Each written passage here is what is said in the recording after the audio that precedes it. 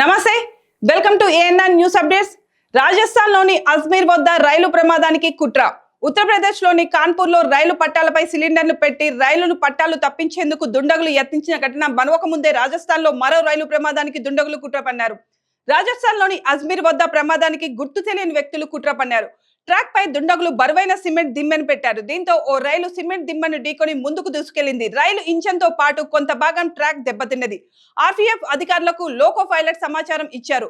రైలు ఢీకొట్టిన ప్రదేశంలో సిమెంట్ దిమ్మె విరిగిన భాగాలను ఆర్పీఎఫ్ సిబ్బంది గుర్తించారు. మంగ్లీ ఆవాస్ పోలీస్ స్టేషన్ లో ఈ ఘటనపై ఎఫ్ఐఆర్ నమోదు చేశారు. 2 రోజుల క్రితం యూపీలోని కాన్పూర్లో ఇదే తరహా కుట్ర జరిగింది. రైల్వే ట్రాక్ పై మోటార్ బైక్ విడి భాగాలను పడేసి ప్రమాదం సృష్టించే ప్రయత్నం చేశారు. ఉత్తరప్రదేశ్ లోని కాన్పూర్ లో సైతం ఆదివారం కలింది ఎక్స్ప్రెస్ ను పెను ప్రమాదం తప్పింది.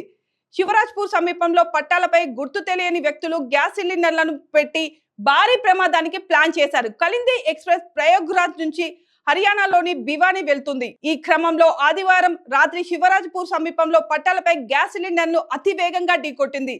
సిలిండర్ పేలకపోవడంతో పెను ప్రమాదం తప్పినట్లయింది.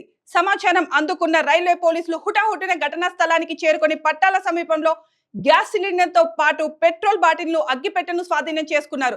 రైలును పట్టాలు తప్పించాలనే కుట్రతోనే గుర్తు తెలియని వ్యక్తులు కావాలనే ట్రాక్ పై సిలిండర్ ను పెట్టినట్లు పోలీసులు ప్రాథమికంగా నిర్ధారించారు. అనుమానితులను అదుపులోకి తీసుకొని విచారిస్తున్నట్లు తెలిపారు.